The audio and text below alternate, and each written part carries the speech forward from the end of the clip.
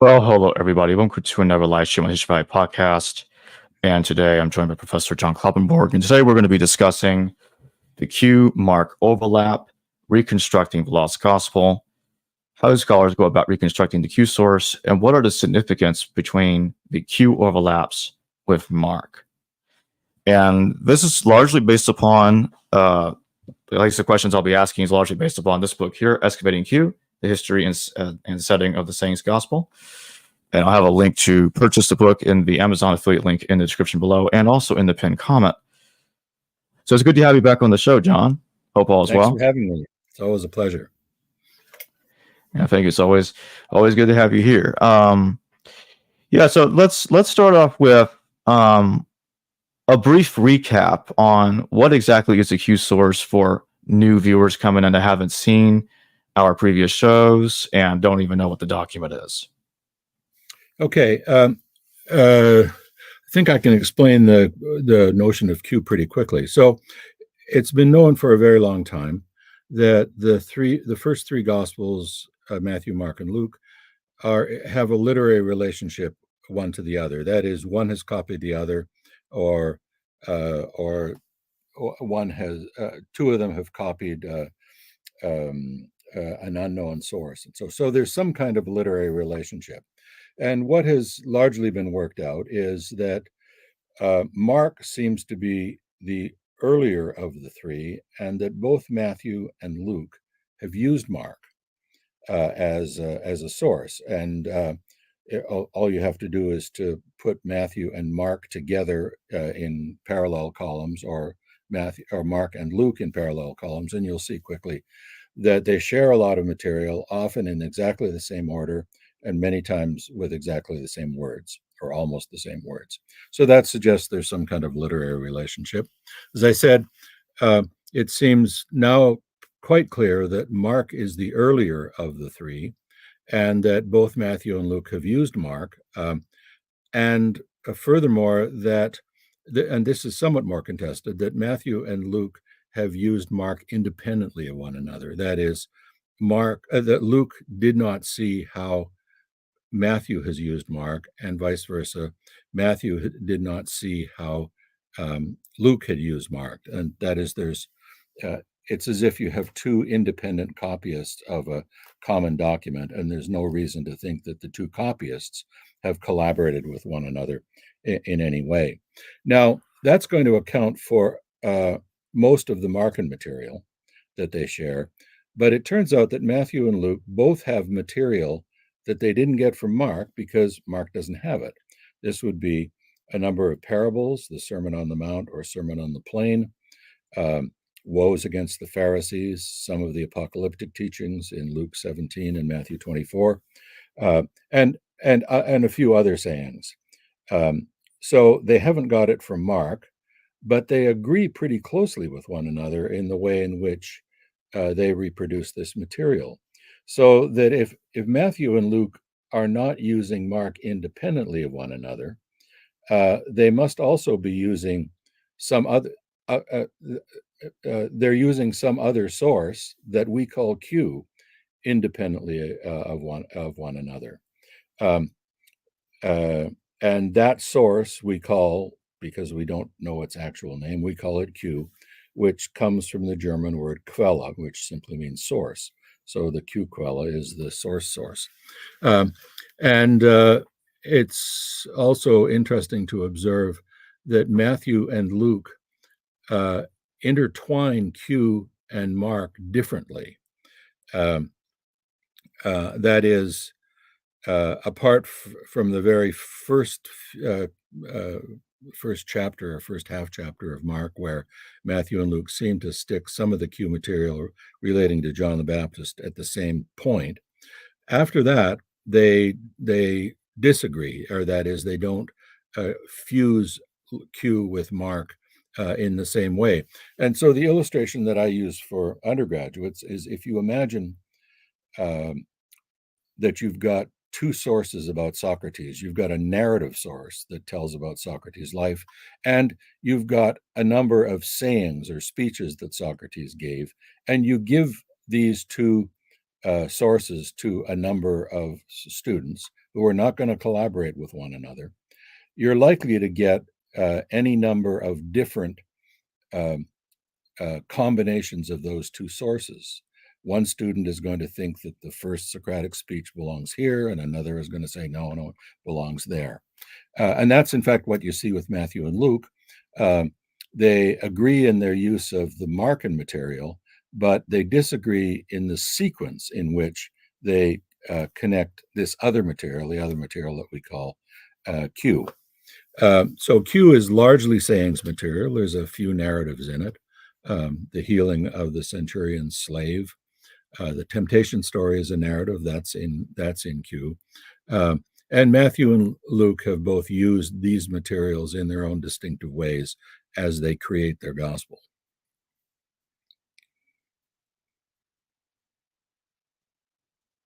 Can you tell us a little bit about the Q Mark overlaps, and Okay. and how much does Mark have of the Q material?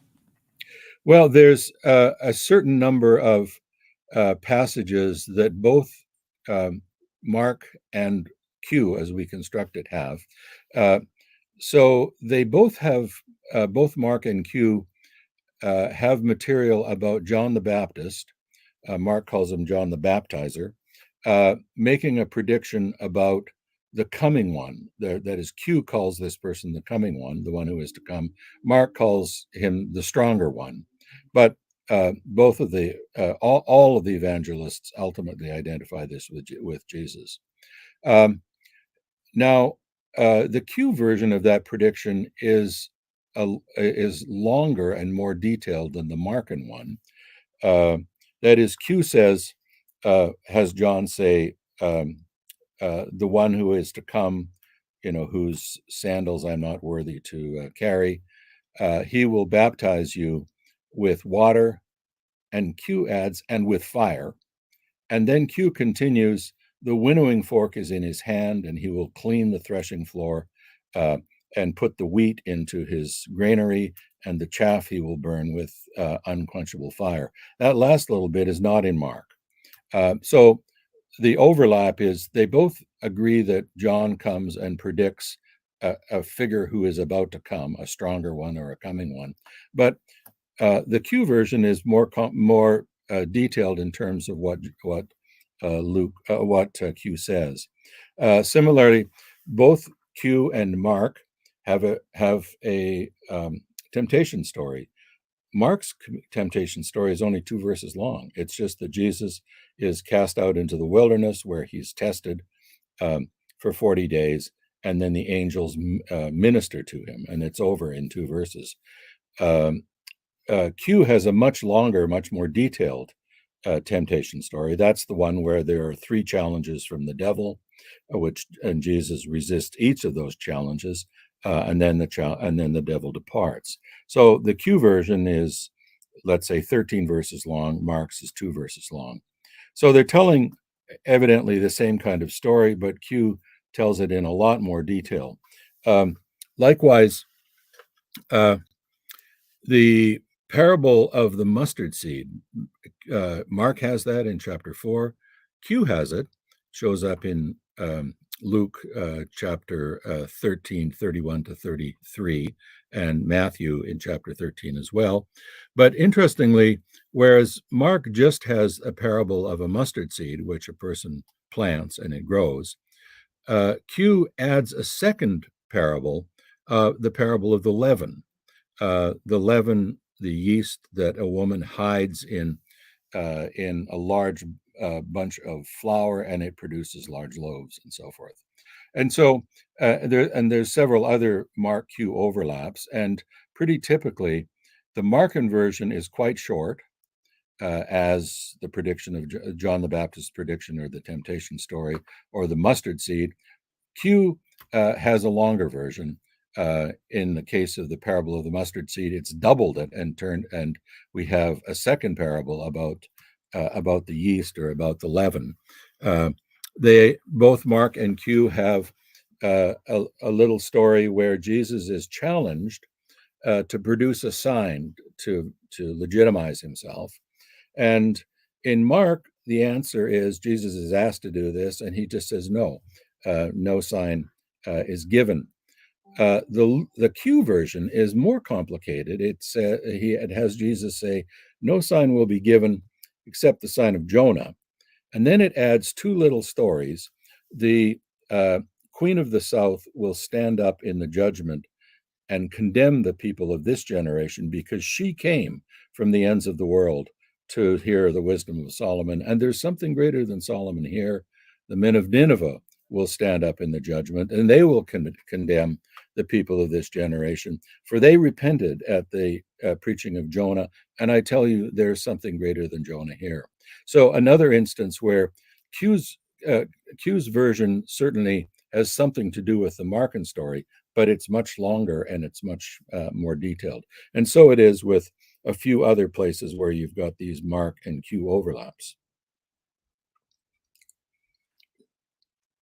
Are there any circumstances where Mark preserves Q better than Matthew and Luke do, or are there cases where Mark and Luke agree uh, and are closer to Q, and are there the reverse of that? Are there cases where Matthew and Mark agree closer to Q? Well, not exactly. If you a good place to look would be in the parable of the mustard seed, where you've got Mark 4, 30 to 32, Matthew 13, and Luke 13. And if you put these all together, you'll first see that that the Q version, as seen in Matthew and Luke, has not only the mustard seed, but the leaven, the story of the leaven.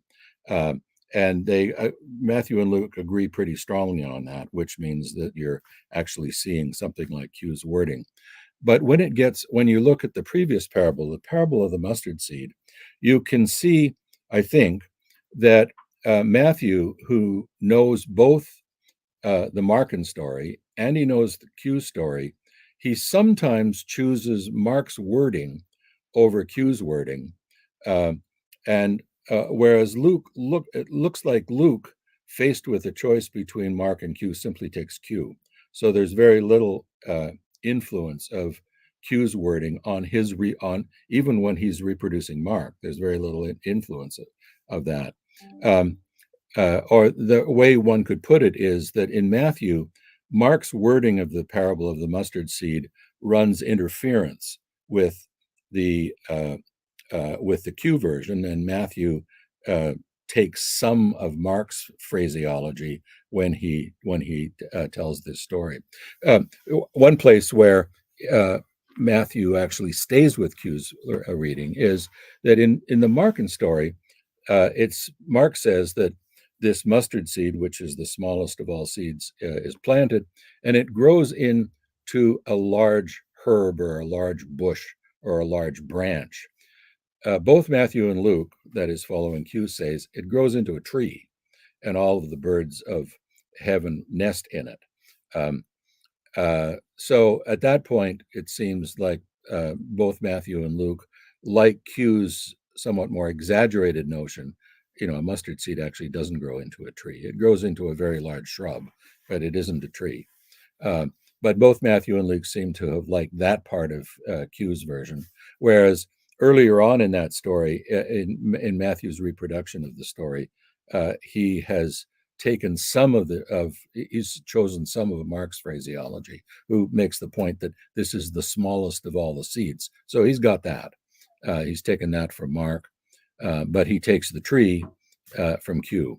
And so it is with these other Mark and Q overlaps. You can see that in general, when Luke is faced with the choice of a Markan version or a Lucan or a Q version, he's going to take the Q version, where Matthew is more likely to try to fuse the two to come up with a kind of hybrid of Mark and Q.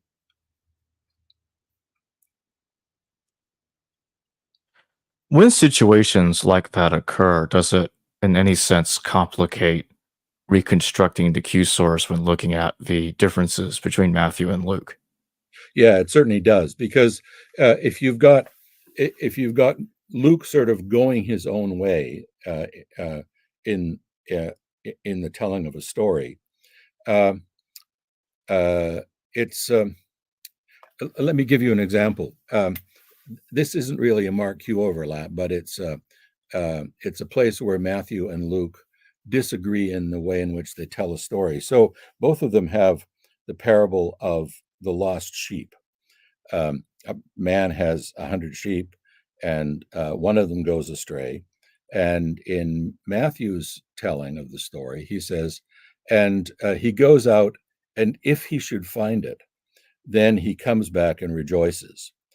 Luke says, and well, first off, Matthew says it wanders off. He uses the verb planao,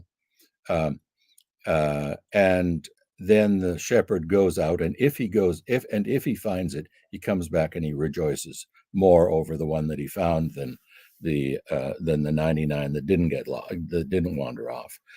Now, Luke's version doesn't use the word to wander off, planao. It uses simply the word to be lost, apololos. So the sheep got lost, and Luke says, and he goes out, and when he finds it. Now, that's an interesting difference, because Matthew's phraseology seems to assume that it's not a foregone conclusion that a shepherd whose sheep has wandered off, he's always going to get it back. He might not, and hence Luke says, Matthew says, and if he gets it. Luke seems to be way more confident and says, and when he finds it, then he comes back and rejoices. Now, in that case, you have to ask the question: what was the original parable? The original parable had some verb there. Did it have wander off, or did it get lost? And did it have the conditional, and if he finds it, or did it have and when he finds it, assuming that the shepherd will always find the lost sheep? That becomes an issue for reconstruction. So it's not absolutely clear whether Q was confident that he would find it and follows Luke, or that Luke follows Q, or whether he knows perfectly well that you don't always find what gets lost, and so Matthew is a better representative of Q than Luke is. So when you've got disagreements, and that's also the case in the Mark Q overlaps, where Luke might have a wording that doesn't agree with Matthew or with Mark, but does his own thing.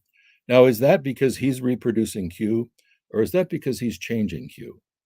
And that's a point at which then there's lots of debate among scholars about, is Luke here preserving the original, and Matthew is simply being influenced by Mark, or might you say, well, Luke has changed Q in one way, Matthew has preferred Mark, and therefore we actually can't tell what Q originally had. It had something like what Matthew and Luke have, but perhaps not exactly.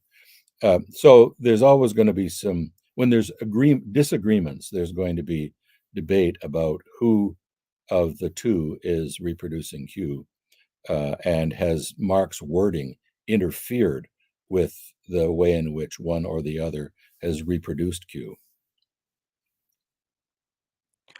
And when it comes to situations like that, has there been a general consensus on how to get around those things, or have those instances not been resolved with great satisfactory yet?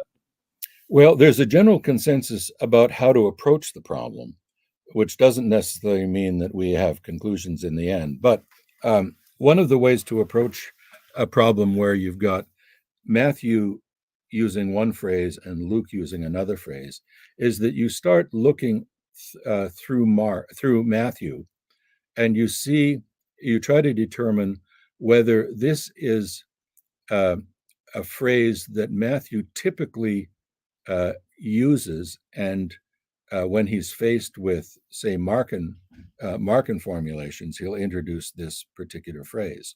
That is, you try to identify, is this a Matthean characteristic that he as an editor is simply inclined to use? And you ask exactly the same question with Luke. That is, when there's a disagreement between Matthew and Luke, you look at the particular phrase or word or whatever it is, and you start looking through all of Luke and Acts, and you ask yourself the question, does this look like a stylistic feature that Luke likes? that Luke prefers. And especially you look for places where in editing Mark, he's introduced the same kind of phrase. And if say you find an example where there's no reason to think that the Matthean wording is especially Matthean, that is, it doesn't belong to Matthew's sort of lexicon of favorite words or favorite phrases, but the Lucan parallel looks like it's Lucan. That is, it looks like this is a Lucan expression. Then you would say, well, Q probably is reflected in Matthew, and vice versa. If it looks like Matthew's version is so typically Matthean, that's the way he likes to tell stories, and those are the words that he likes and the phrases that he likes. Whereas there's no reason to think that Luke's wording is especially suspect. Then you would say it's probably Luke that reproduces Q. And when we did the critical edition of Q and the many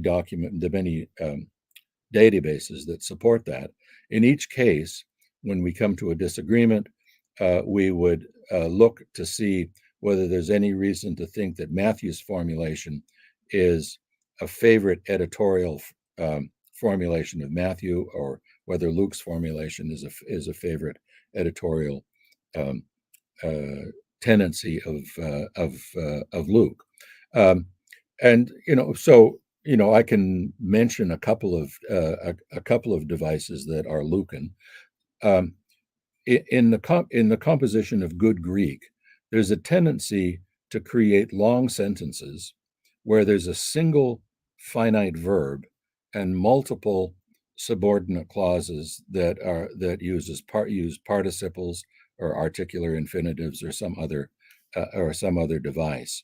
So if you see that the Lucan parallel has been turned into a single sentence, there's one in Luke 29. This is the beginning of the request for a sign. It begins, and as the crowds were increasing, they said to Jesus, they asked Jesus, what sign do you do that you give these things? And he said, there's the finite verb, no sign will be given to this generation except the sign of Jonah. So he turns all of Luke 11:29 to 30 into a single sentence.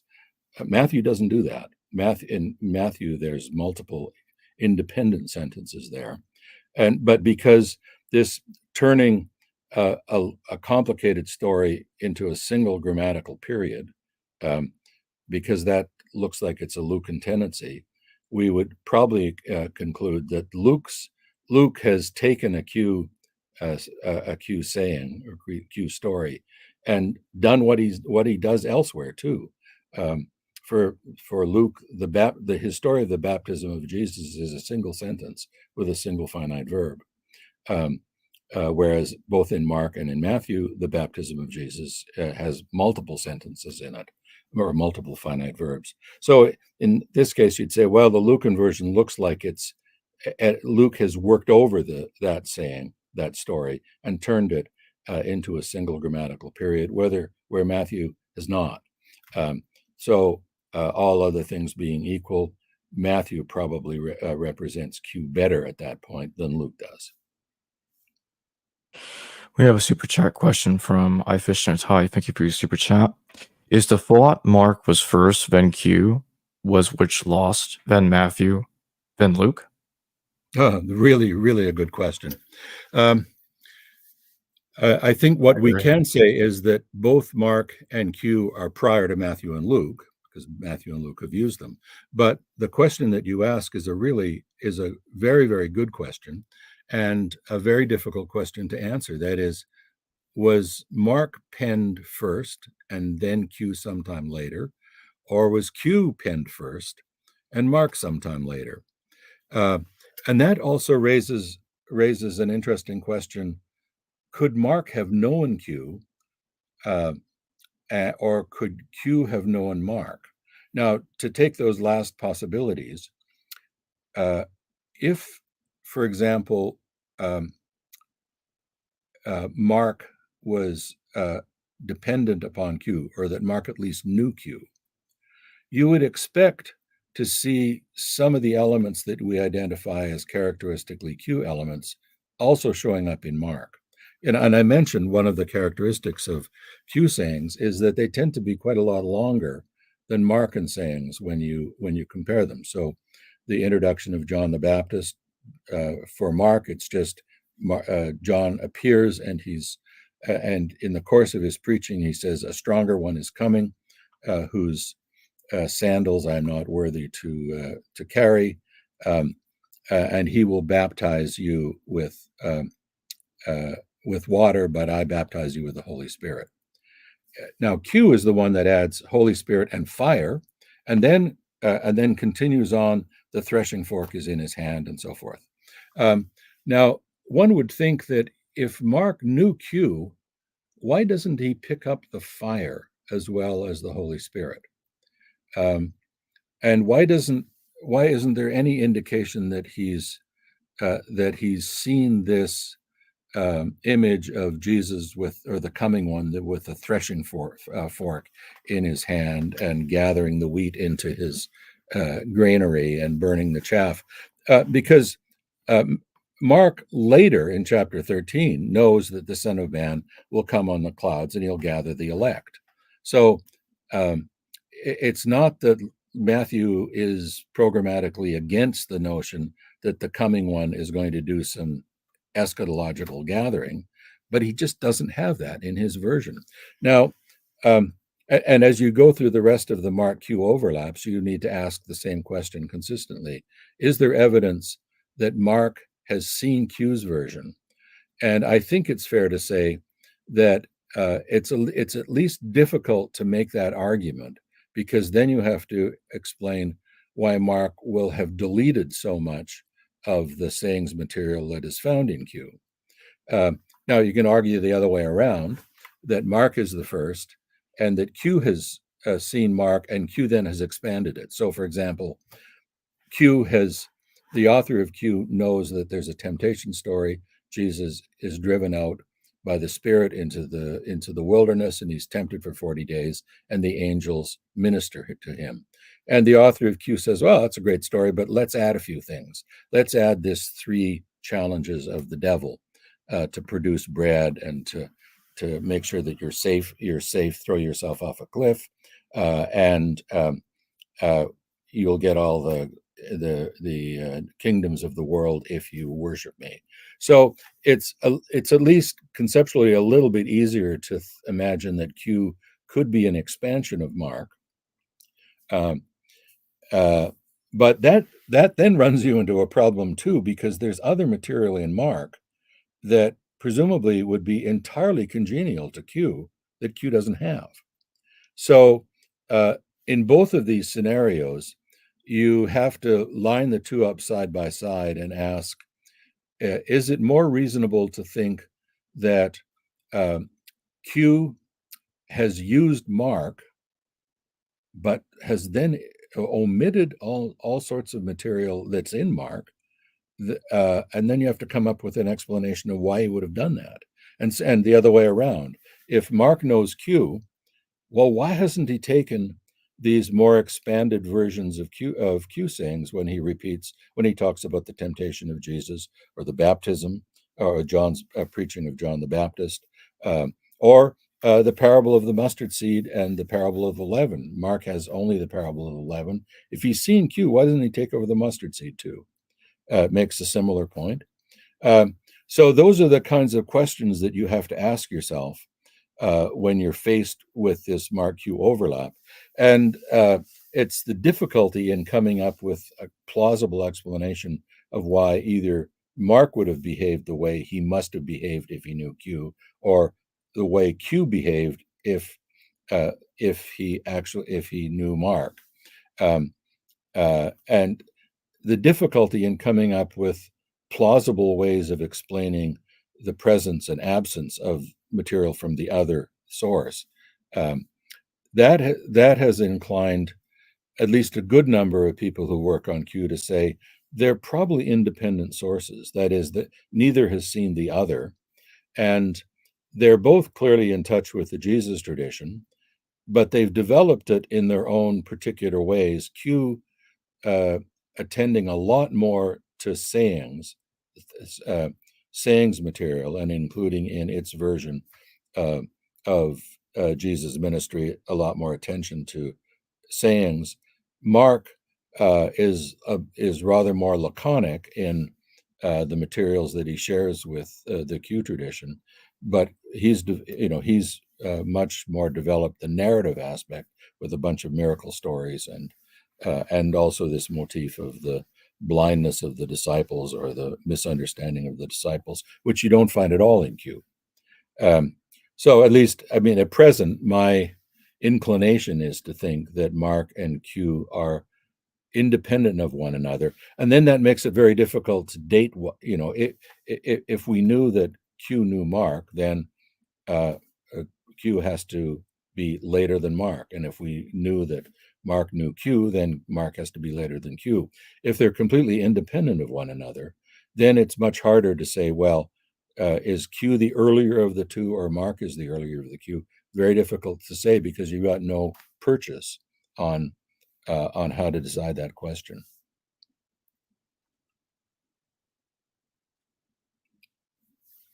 What is Mark using then? If he's not using the Q source, where did he get some of the information from that he has in common with Q?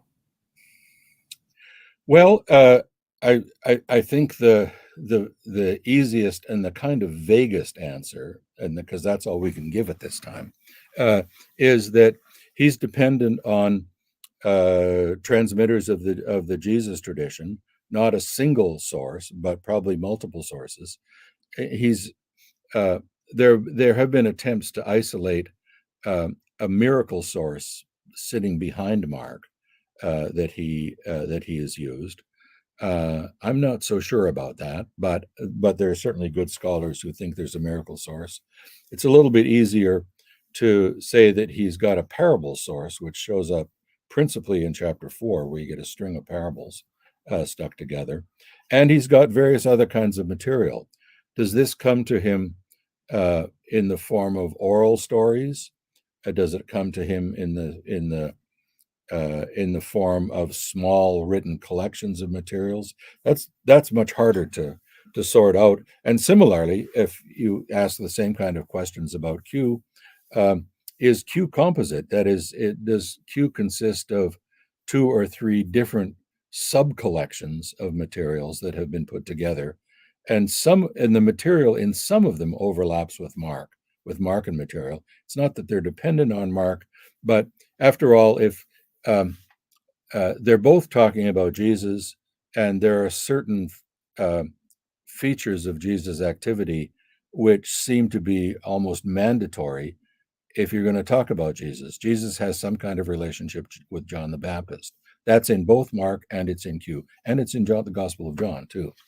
That doesn't mean that one is dependent on the other, but it means that both of them are reaching back into early Jesus tradition and coming up with their own formulation of materials. It's clear that Jesus was a storyteller, a parable teller, and we got parables both in Q and in Mark. There's a little bit of overlap. The parable of the mustard seed is one of the places where they overlap, but there's lots of other parables where there's no overlap at all. That is, they're parables, but they're different parables. So Mark has the parable of the wicked tenants. Nothing like that in Q. Q has the story of the lost sheep. There's nothing like that in Mark. So they agree that Jesus was a paraboler, and both of them have little collections of parables that they use, and sometimes they overlap. Sometimes they have more or less the same parable. That's really sort of what you would expect if Mark and Q represent 2 different sort of harvests of Jesus material. They're sometimes going to be taking the same kinds of things. Jesus' relationship to John the Baptist, Jesus as a storyteller, Jesus as a healer. So Q has the healing of the resurrection or the healing of the centurion's slave. Mark has all sorts of other healing stories, but Q and Mark don't agree on all of the same stories. Each of them has their own healing stories, and they have, for the most part, different healing stories. That's pretty much what you would expect, I think, if Q and Mark are drawing on Jesus' tradition and producing their own distillations of this, but they make different choices because they haven't seen the other. One hasn't seen the other. And if you put John into the mix, it's the same story. John has material about the relationship between John the Baptist and Jesus. He's got miracle stories. He's got sayings. He doesn't have parables, but he's got all of these metaphorical speeches. I am the good shepherd and I am the vine and so forth. Elements that show up in some of Jesus' parables and the others. So you can think of the Jesus tradition as having 3 or 4 or even more kind of outlets. And those outlets are Q, Mark, perhaps the Gospel of Thomas, and some other early Christian documents, each of which has drawn on a certain sector of Jesus tradition. And inevitably, sometimes there's overlaps in what they draw on. Efficient Ty, thank you for another super chat. What are the best candidates for Q? The Lost Gospel of Hebrews, Evangelion, other Lost Gospels? That's also a really good question. The problem with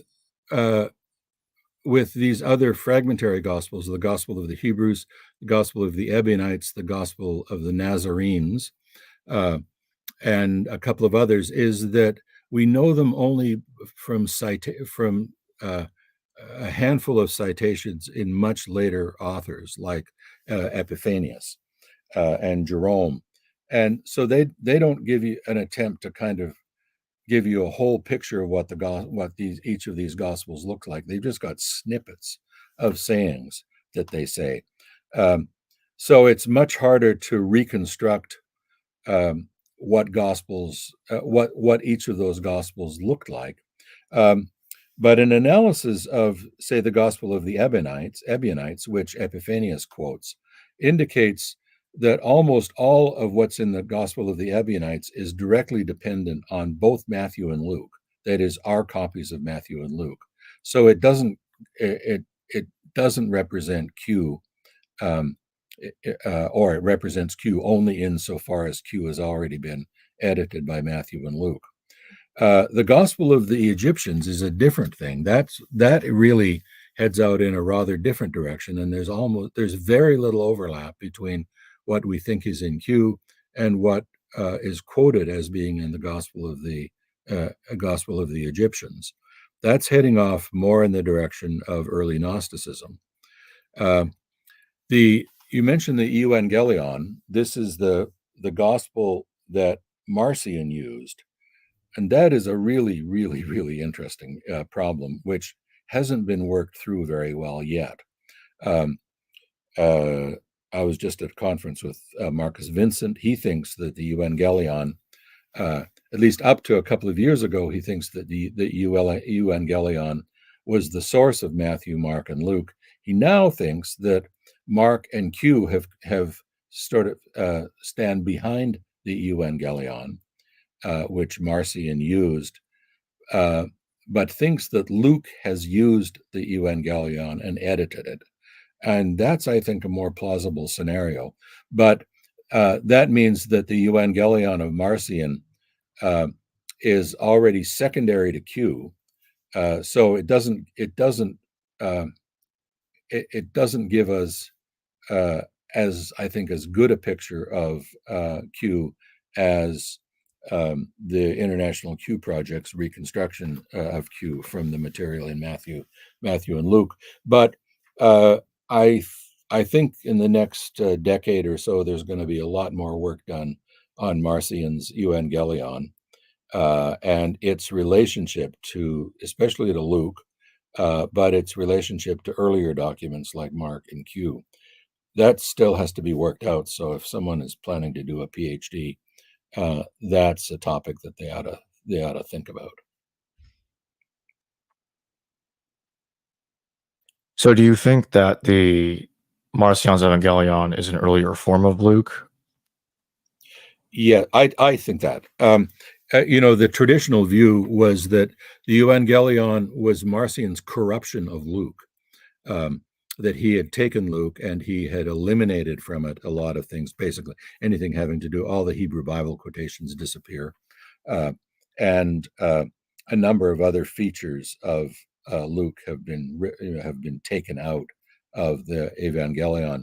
As far as I read the literature, that's no longer the consensus view. The consensus view looks like it is closer to the proposition that Luke has been influenced by the Evangelion, and he adds material. He disagrees with the theological direction that the Evangelion is taken, uh, at least in large part, because it eliminates um, the connection between Jesus and the God of the Hebrew Bible. And so Luke puts that material back in, or perhaps drawing on Mark, where it's there too. Um, uh, and I think that's a more probable solution than the traditional solution that the Evangelion is a corruption, a later corruption of Mark. That's the view that Irenaeus takes and other church fathers, but I don't think it entirely matches the data that we got. I think the Evangelion is pre-Lucan, and that Luke knows it and edits it to make it more orthodox, or at least to eliminate the theologically problematic aspects of the Evangelion. Now, in a scenario like that, I suppose one would have to say that Luke knew the Evangelion, Mark, and Q at the same time, because the Evangelion Yes, definitely doesn't contain all of the double tradition that's in Luke. that's true. It contains a lot of it, but it doesn't contain it all. And something like, say, the parable of the wicked tenants is not in the Evangelion. It is in Luke, and it's in Mark. So I would think that Luke has seen the advantage of putting the parable of the wicked tenants into his gospel, and he takes it straight out of Mark. So it means that Luke, as an editor, is involved in an even more complicated kind of project than we thought before. I mean, it was complicated enough when you imagine Luke has access both to Mark and to Q, and that he sticks them together. Now the scenario would be Luke is using the Evangelion as his principal source, and he's supplementing it here and there with material that he finds in Q and material that he finds in Mark. But as I say, this whole scenario is really in its infancy at this point, and it's thanks to the work of Marcus Vincent that we're starting to think in that way. But we've still got a lot farther to go to work out details.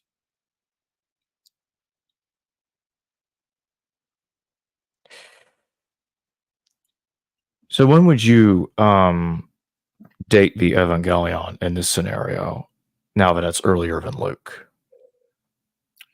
Well, I think that Luke belongs to the first or second decade of the second century. So let's say 120 or 115.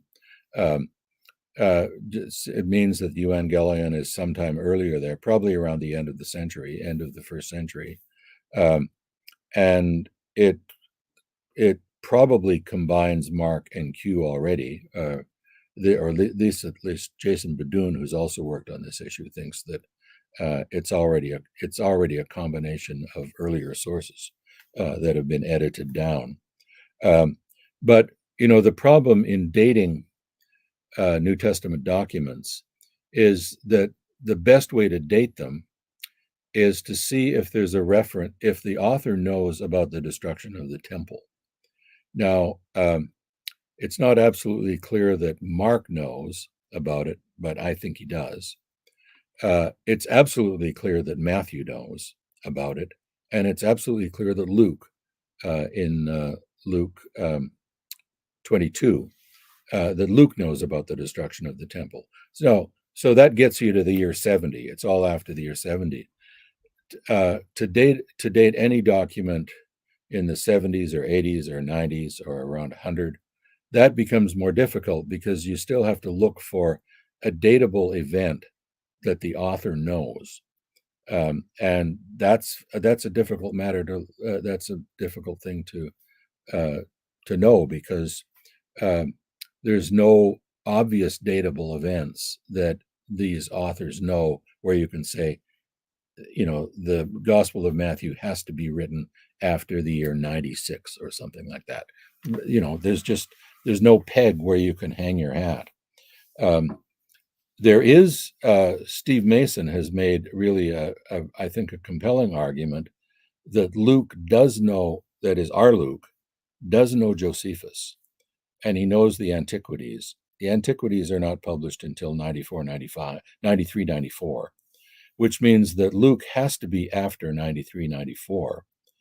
But I don't know that Mason, I know that Mason hasn't worked the Evangelion into his analysis either. Does the Evangelion know Josephus?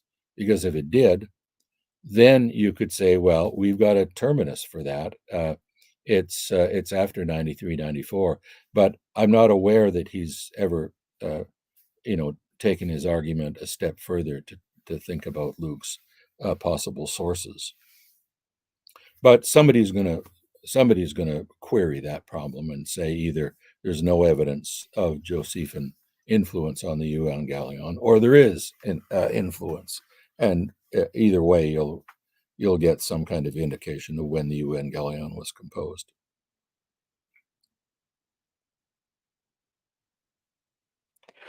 Fish and Ty, thank you for your number super chat. Is Mark the earliest gospel of the known or lost gospels? If not, what is the earliest either known or lost gospel?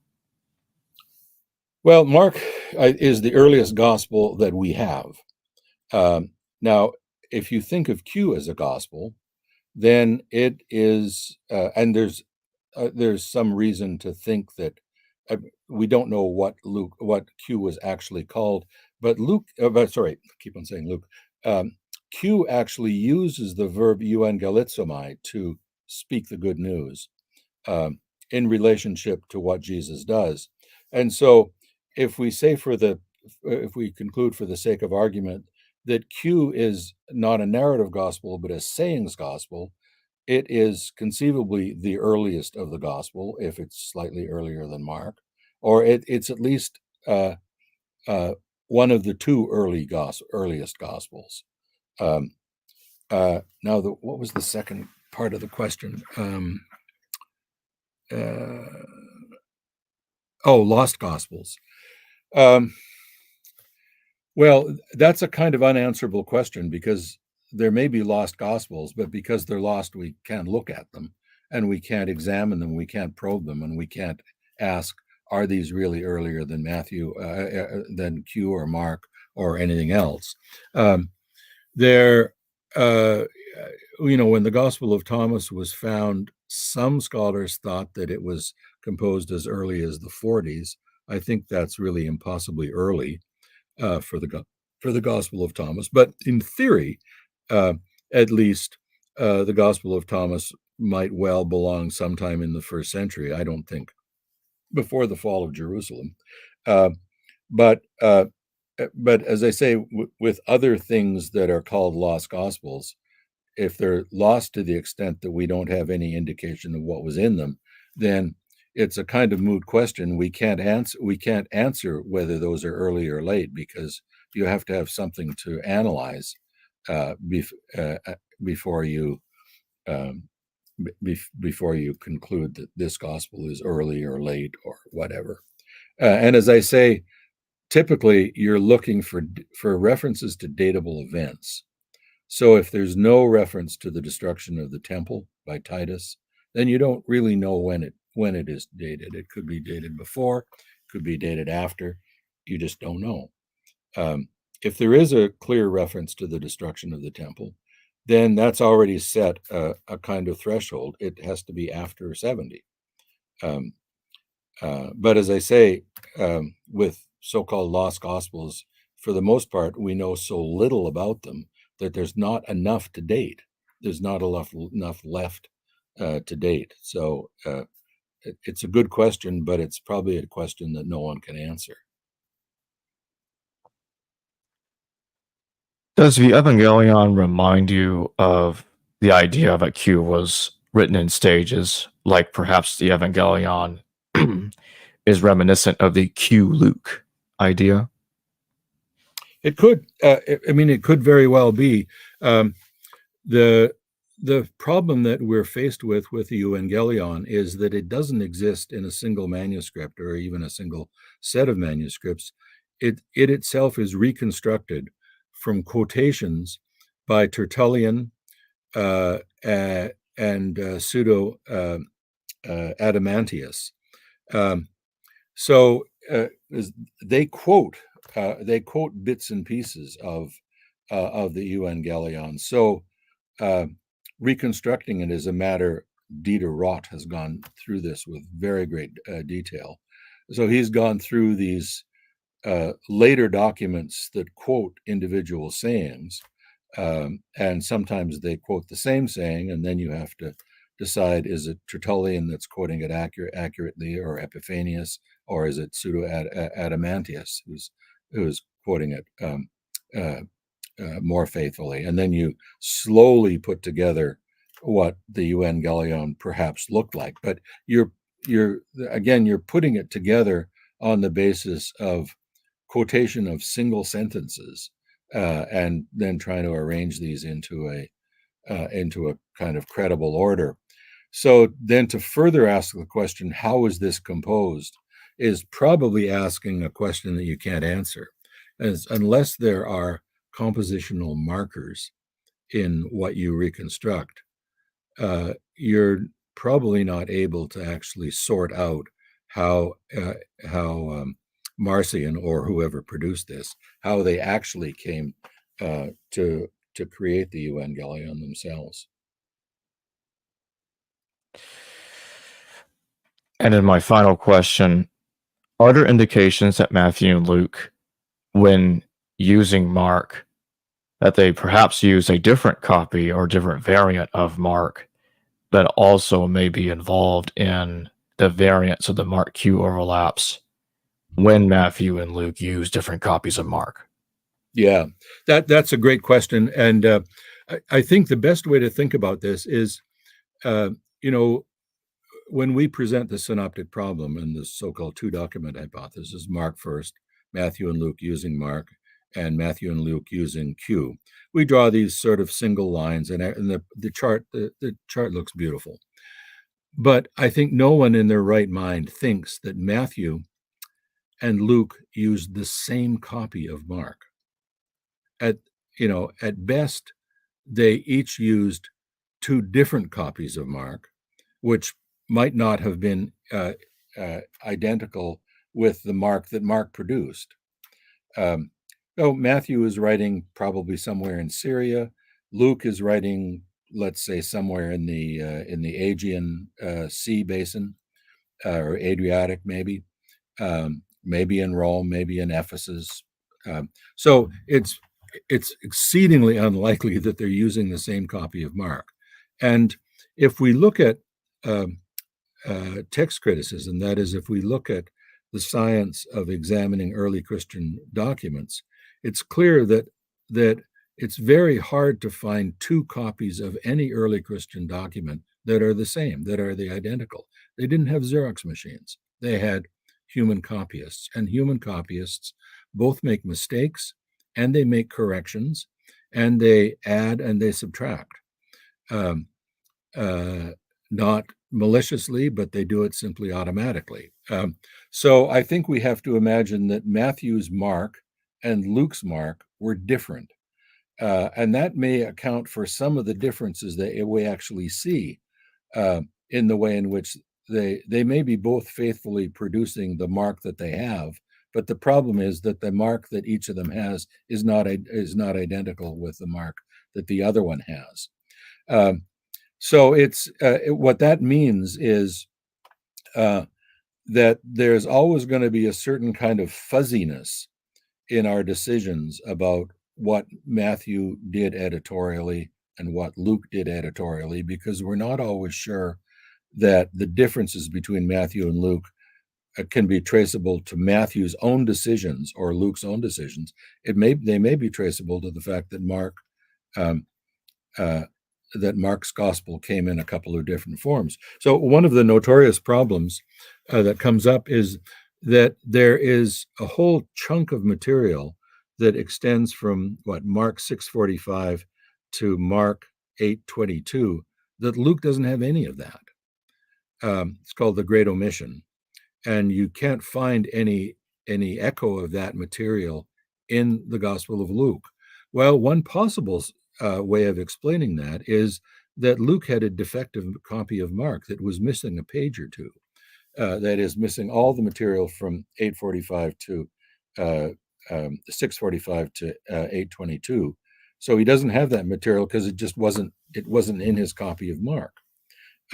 There may be other smaller omissions or smaller additions to Mark that either Matthew had or that Luke had, and that's going to account for some of the differences between Matthew and Luke. They're dependent on source material, and if some stuff,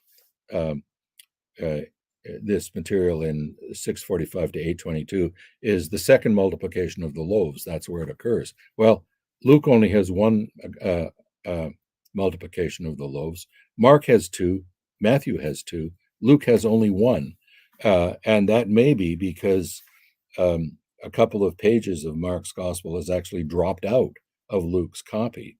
And therefore, he only knows about the first multiplication of the loaves, not the second one. So those are the kinds of vagaries that we have to face when we're thinking about the relationship among the synoptics. And you have to forget about the world of Xerox machines and photographic reproductions of manuscripts. They didn't have that. Manuscripts are produced by hand, by people who make mistakes, who introduce changes, who delete, who add. So the copies that they produce are going to look a little bit different than the copy that they used and the copy that somebody else was using. So those are some of the sort of the facts or the conditions of manuscript transmission in the ancient world that we have to take into account when we do our analysis. And it means that we have to be a little bit modest and humble about the certainty with which we pronounce solutions, because there are all sorts of uncertainties built into the transmission of manuscripts.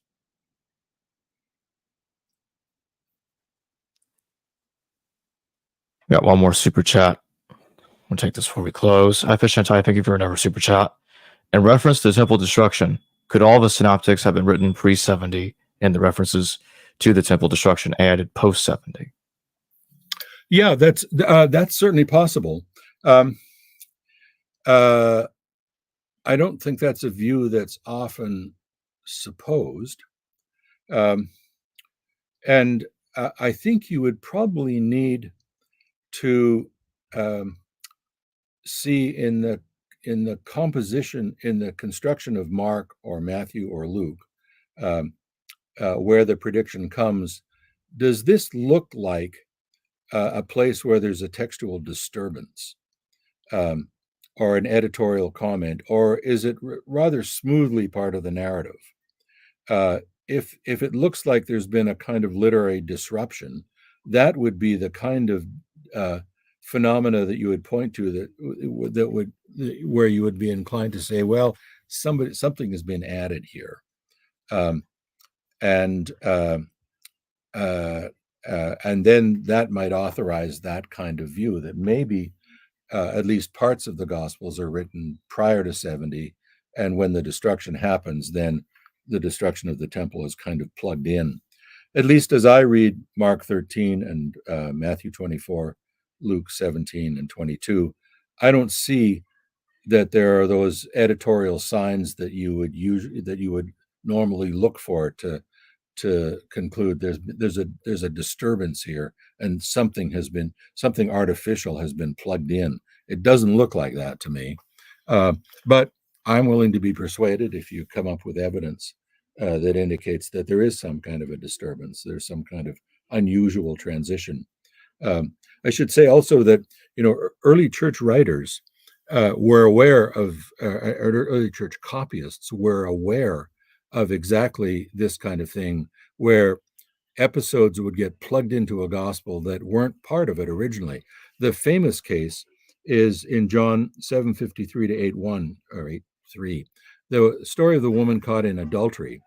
Uh, First off, that doesn't occur in some manuscripts, but even in 4th century manuscripts, I think it's probably Vaticanus, the copyist puts obelisks around that, and that's a sign that the copyist knows that this might not be an original part of the gospel, so he actually signals this in the margin with these obelisks.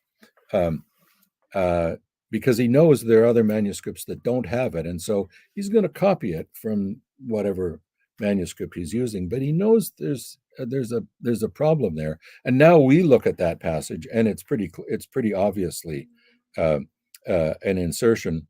In the fourth gospel, Jesus' enemies are not the Pharisees. In that passage, they are. So there's a number of un-Johannine aspects about that passage that suggest this is not original part of the Gospel of John. It's been plugged in, and the copyist actually knew that, or the copyist at least suspected it, and so puts an obelisk at the beginning and end of the manuscript of this episode to indicate that, yeah, it's a great story, but I'm not quite sure that it belongs here. And it typically is included in New Testaments because it is a great story.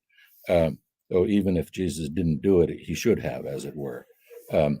So those kinds of additions that you're suggesting do happen, but there's usually ways of detecting that it's been an addition by looking at the way the episode is written. If it looks like it's unmarken in the middle of a marking gospel, then you'd say, well, maybe it's an addition.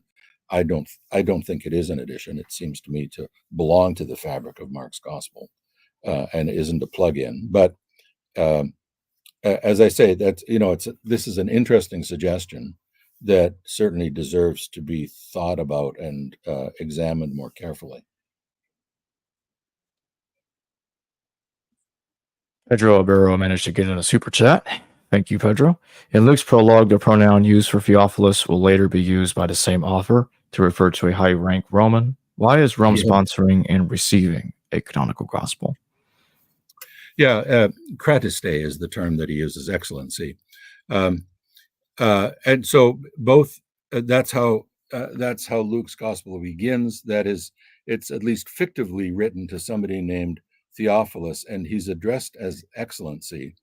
And when Paul interacts with Roman officials, he also uses the same term, excellency. This is it was Vernon Robbins, I think, who observed this, that the author of Luke both imagines himself as a writer writing for or addressing a medium to high-ranked Roman official, explaining the substance of the Christian movement.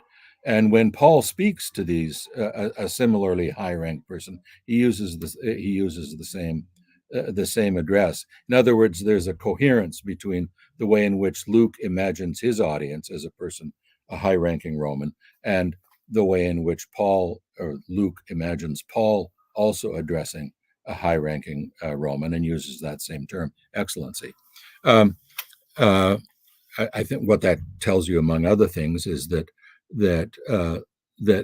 Luke's whole gospel is imagined as a kind of apologia, that is, as an account that is designed to allay the fears of a Roman official who might be worried about these Christ believers, what they're up to. And Luke pretty typically eliminates anything that looks like it's too crazy or subversive. For example, a simple example, Luke's description of John the Baptist he has eliminated the bit about John's rather strange diet and his rather wild appearance.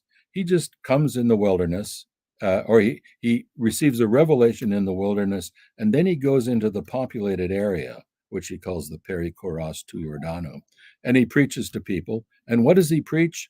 That the end of the world is near and the Roman Empire is about to fall? He preaches that the coming one is coming, that's for sure. But when the soldiers come to him, John the Baptist, they say, well, what should we do? And John the Baptist there says, well, don't use violence. When the tax collectors come to John the Baptist, Luke's John says, they say to him, well, what shall we do?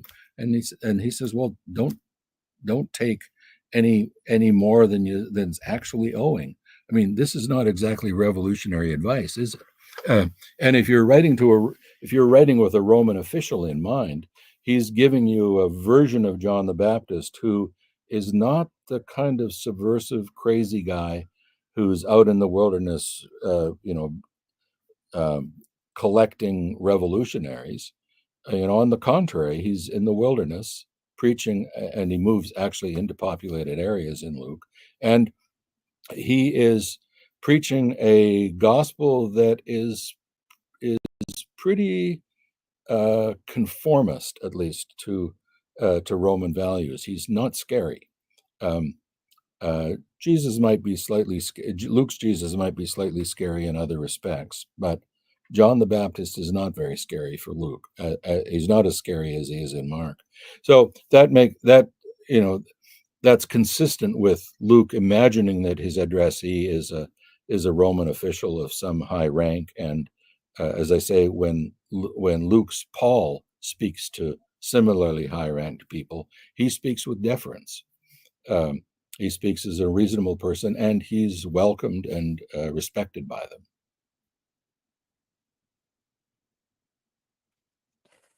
Well, thank you for joining me today, John Kloppenborg. Thanks for having me, Jacob. It's always a pleasure. Likewise. And I want to remind everybody just real quick, the Amazon affiliate link to purchase Excavating Q is in the description below, and it will be in the pinned comment. Thanks again. Great. Hello viewers, thanks for watching this video from the History Valley YouTube channel. Please don't forget to subscribe and hit the notification bell. And if any of you wish to further support this channel, please consider checking out this channel's Patreon page and becoming a patron, and or donate through PayPal or through Super Chat during your live stream. Thank you.